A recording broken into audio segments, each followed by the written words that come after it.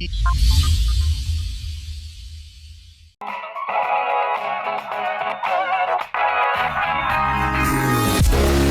en ce moment au poignet la montre connectée ZenWatch d'Asus. Alors c'est un peu la dernière montre connectée de l'année qui est sortie en ce début de mois de décembre.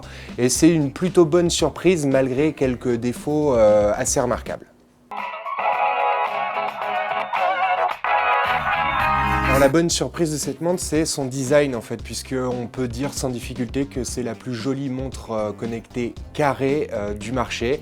Alors évidemment, c'est beaucoup moins attrayant qu'une montre connectée ronde comme la Moto 360 ou la G-Watch Air, mais chez les montres carrées, elle est beaucoup plus belle que les Samsung Gear Live par exemple, ou les G-Watch de LG. Son boîtier est tout en métal, avec une finition très réussie. Il est étanche, avec un bracelet en cuir qui donne un peu une touche de classe à la montre.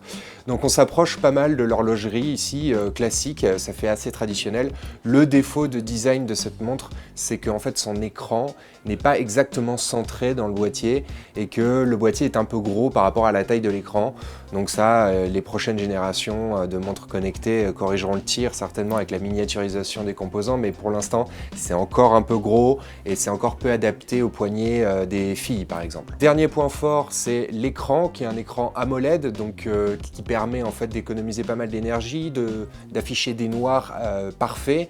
Donc la définition est tout à fait comparable et identique même à celle des montres concurrentes, c'est 320 par 320 pixels. C'est tout à fait lisible, c'est très lumineux si on met l'écran à son maximum de luminosité. Donc c'est assez plaisant de ce côté-là, c'est un bon écran et c'est un point fort de la ZenWatch. Premier point faible notable pour cette ZenWatch, c'est son autonomie qui est inférieure à ses concurrentes directes.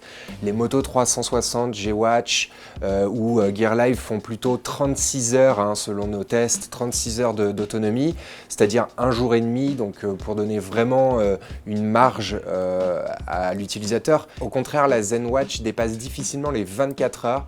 Ça veut dire que bon, pour quelqu'un qui va recharger sa montre tous les soirs, ça pose pas vraiment de problème, mais dès qu'on passe la nuit dehors sans son chargeur, il faudra vite rentrer avant midi pour recharger sa montre. Donc c'est un peu limité, c'est un peu handicapant, surtout face aux montres concurrentes. Le deuxième petit défaut, c'est que cette montre a beau avoir une plateforme matérielle totalement identique à la Gear Live de Samsung, son interface est légèrement moins fluide. On ne sait pas trop pourquoi, parce que le processeur est totalement identique, la définition de l'écran aussi. Donc c'est certainement peut-être un défaut à corriger dans une mise à jour, quelques optimisations de la part d'Asus, mais c'est moins fluide, donc c'est forcément un peu frustrant. Le dernier défaut, ça n'a rien à voir avec la montre en elle-même, c'est Android Wear. Android Wear n'est pas terminé, c'est un logiciel qui a été fait à la va-vite, qui a le mérite de fonctionner plutôt bien, sans plantage fatal. Il y a cependant une myriade de petits bugs d'affichage, de petits défauts au niveau du toucher tactile et surtout l'ergonomie. On voit que l'ergonomie n'a pas été suffisamment pensée longuement pour pouvoir offrir des gestes naturels, une utilisation vraiment naturelle. Toutes les 5 minutes, on se dit tiens, ça aurait pu être autrement, ils auraient pu rajouter telle fonctionnalité, telle petite astuce pour pouvoir faire fonctionner sa montre encore mieux.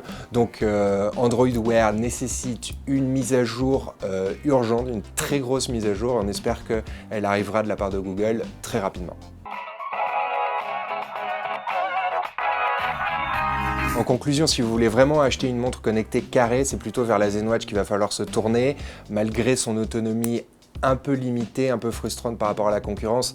Mais sur 01net, on préfère encore les montres rondes, donc priorité à la Moto 360 qui est très jolie et vraiment réussie selon nous, et la G-Watch Air aussi qui a son atout à jouer sur le marché des montres connectées actuelles.